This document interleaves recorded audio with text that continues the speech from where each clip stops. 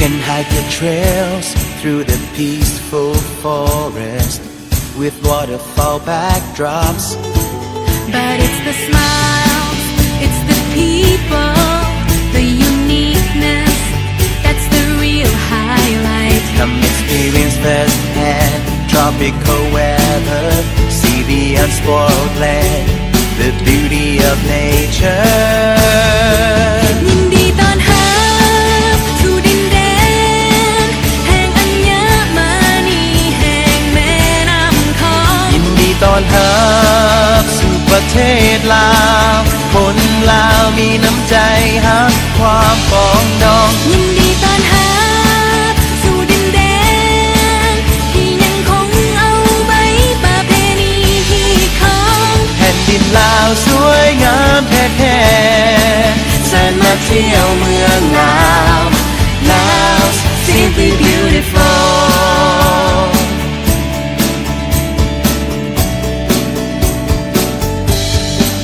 ตื่นขึ้นมายามเช้าเพื่อหับแสงอรุณสมทิวทัศน์ที่สวยงามบ่เหมือนที่ใดในโลก But it's the smiles, it's the people, the uniqueness, that's the real highlight. Come experience firsthand tropical weather, see the unspoiled land, the beauty of nature. ยินดีต้อนรับสู่ดินแดนแห่งอัญม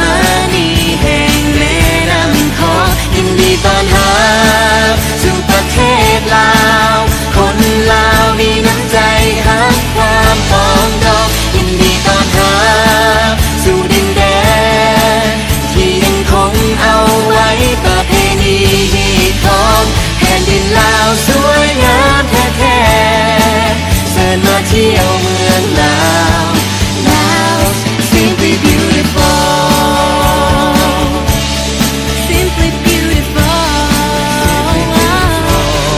simply beautiful,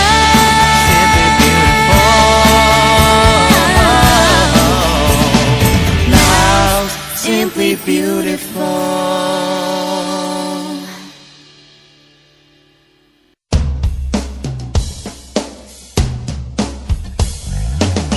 แม่นไผก็คงจะหาสิ่งที่เป็นของตนจะมีไผที่จะมาทนเห็นมันถูกทำลายเปรียบเหมือนสิ่งที่ล้ำค่าคือดินแดนที่เฮาอยู่พวกเฮาต้องเสิร์ชสู่รักษาพัฒนา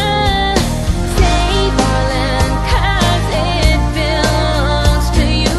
Take a stand Make it right from wrong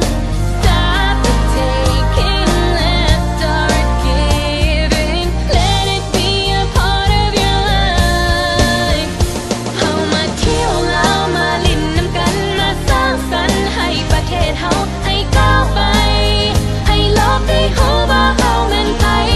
แม่น้ำคองเชื่อมต่อเฮาไว้ให้หัวใจเฮาเป็นน้ำกันประเทศลาวคืออัญมณีแห่งแม่น้ำคองวัฒนธรรมประเพณีควรรักษา